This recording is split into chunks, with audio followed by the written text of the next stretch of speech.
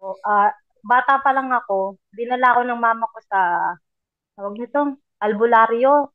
Kasi sabi daw nakaapak ako ng ano, ng duwende, ganun kasi namagain pa ako. Ngayon, pagkagaling namin doon sa albularyo, sabi nung albularyo, pumunta daw ako sa doon, sa pinaglalaruan ko. Tapos, magsalita daw ako doon, kausapin ko daw, kahit hindi ko nakikita, magsalita daw ako doon mag-sorry daw ako. Ganun daw yung gawin ko. Eh, bata pa ako, no, naniniwala naman ako. Ganun ako, sinunod ko yung sabi nung albularyo.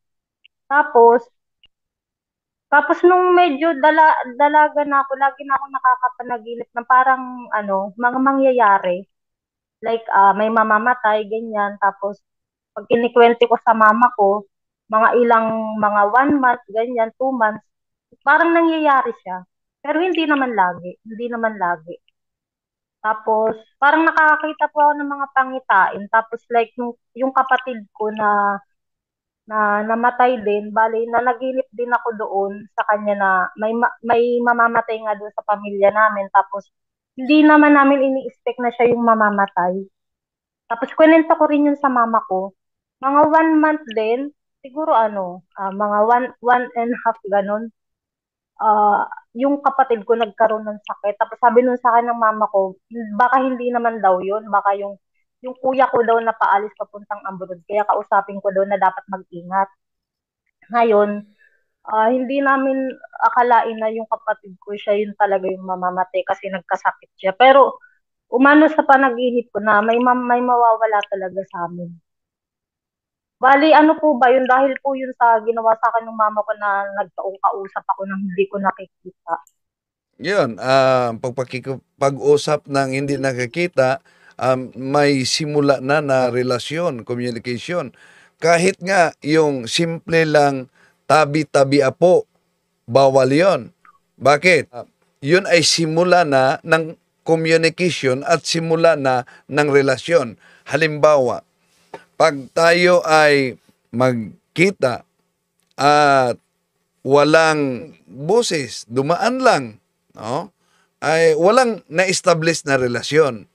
Pero pag magkita tayo at sabihin mo, good morning, at sasagot naman ako na good morning, simula yan ng relasyon na na-establish. Oh, sa ganyan lang na paraan. Ganon din ang pakipag-usap. Kaya nga, si Pope Francis nga, bago lang sabi niya, huwag makipag-usap sa demonyo. Mm. Dahil kahit sila si Adan at si Eva mismo, ah, meron siyang supernatural gift. Meron siyang infused knowledge. Wala pa siyang kasalanan.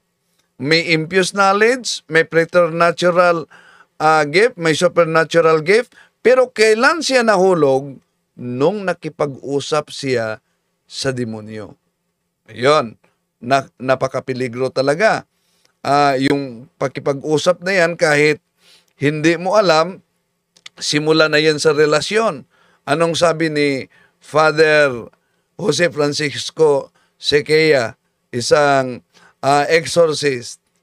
Ang paglapit sa mga albularyo, kung paulit-ulit at pabalik-balik, yon ay pwedeng maka-pa-open sa psychic abilities.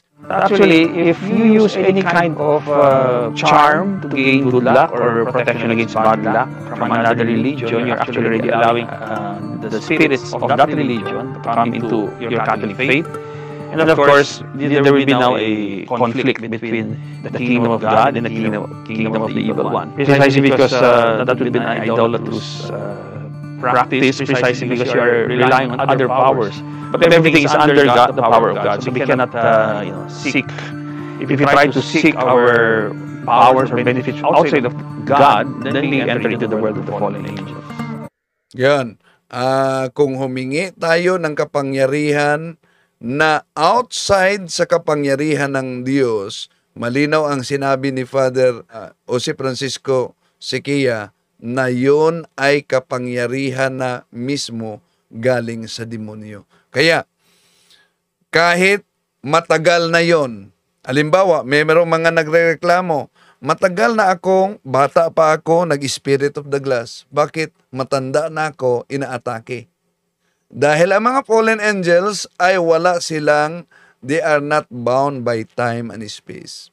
Ibig sabihin, kahit matagal na nating ginawa yan, sa paningin nila, ngayon lang yan. Matagal na po akong parang may espiritu ng lagi kong kasama na masama. Nakakatakot. Di pa po ako pwedeng mag-confess ngayon kasi may kasalanan pa po akong Hindi pa po kami nakakasal ng asawa ko kaya pag siguro po nakauwi na ng Pinas. Nakikinig lang po ako lagi ng sa online. Ganun lang po. Tapos dasal, ayun. Ayun lang po yung nagagawa ko ngayon. Late na po Nung nandito na lang ako sa Kuwait, saka ako namulat sa about sa mga religion po. Catholic po kami. Pero yung mga magulang ko po, hindi po sila aware sa mga aral ng Catholic. Basta kung Kaya may kami time, magkakapatid sister. po yung nag-aaral. Thank you That's po.